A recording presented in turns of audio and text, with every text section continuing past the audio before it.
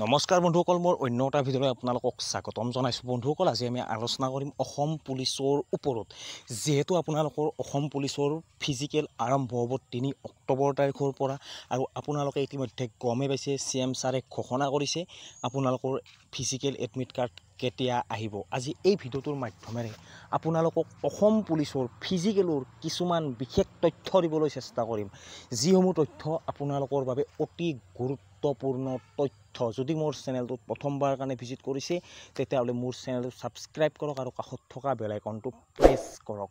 চাওক বন্ধুসকল, আপোনালোকে গমেই পাইছে আপোনালোকৰ ফিজিকেল 3 অক্টোবৰ তাৰিখৰ পৰা ষ্টাৰ্ট হ'ব, আৰু আপোনালোকে গম পাইছে যে 20 তাৰিখৰ পৰা আপোনালোকৰ ফিজিকেল এডমিট কাৰ্ড অহা ষ্টাৰ্ট হৈ যাব প্ৰতিখন ডিষ্ট্ৰিক্টৰে। আপোনালোকে সেইখিনিলৈকে গম পাইছে, যিহেতু CM ছাৰে ঘোষণা কৰিছে। AB UB AB কামাণ্ডো গোটেইখিনি পোষ্টৰে এডমিট কাৰ্ড আহিব।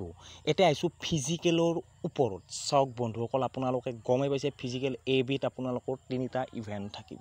3টা ইভেণ্টত আপোনালোকে ভাল ফলাফল দেখুৱাব লাগিব, তেতিয়াহে আপোনালোকে ৰিটেন এক্সাম দিব পাৰিব। কাৰণ ৰিটেন এক্সাম দিবলৈ হ'লে আপোনালোকে ভাল মাৰ্ক পাব লাগিব, কাৰণ এটা পোষ্টৰ কাৰণে 10তকৈ অধিক ল'ৰা ছোৱালী আছে। এটা পোষ্টৰ কাৰণে আপোনালোকে সেইটো কথা ভাবিব। যিহেতু 3টা ইভেণ্ট থাকিব, আপোনালোকে AB কনষ্টেবলত 3টা ইভেণ্ট থাকিব।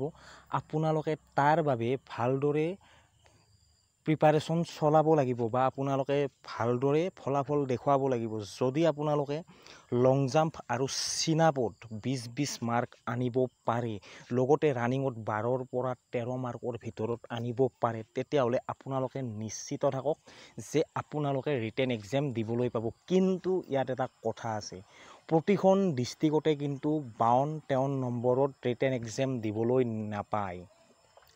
আপোনালোকে সেইটো কথা ভালদৰে জানে। কিছুমান ডিষ্ট্ৰিক্টত 54ৰ পৰা 55তকৈও অধিক ফিজিকেল কাট অফ যাব। আপোনালোকে সেইখিনি কথাও লক্ষ্য ৰাখিব লাগিব। কেৱল আপোনালোকে চিনাপ আৰু লং জাম্পত এক্সিলেণ্ট মাৰিলে নহ'ব, ৰানিঙতো ভাল মাৰ্ক 14ৰ পৰা 15 মাৰ্কৰ ভিতৰত ৰানিঙত আনিব লাগিব।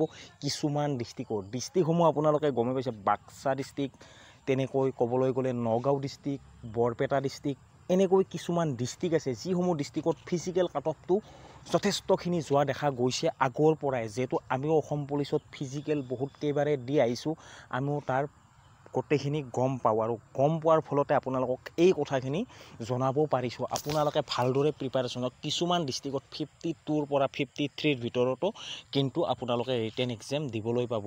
আপোনালোকে যিয়ে হওক, আপোনালোকে যিখন ডিষ্ট্ৰিক্টৰে নহওক কিয়, আপোনালোকে চিনাপ আৰু লং জাম্পত AB কনষ্টেবলৰ কাৰণে আপোনালোকে এক্সিলেণ্ট মাৰিবলৈ চেষ্টা কৰক। আপোনালোকে এই 2টা ইভেণ্টেই আছে, যি 2টা ইভেণ্টত আপোনালোকে 20-20 মাৰ্ক উঠাব পাৰিব। আপোনালোকৰ বাবে এইখিনি মূল উদ্দেশ্য হ'ব লাগে আপোনালোকৰ।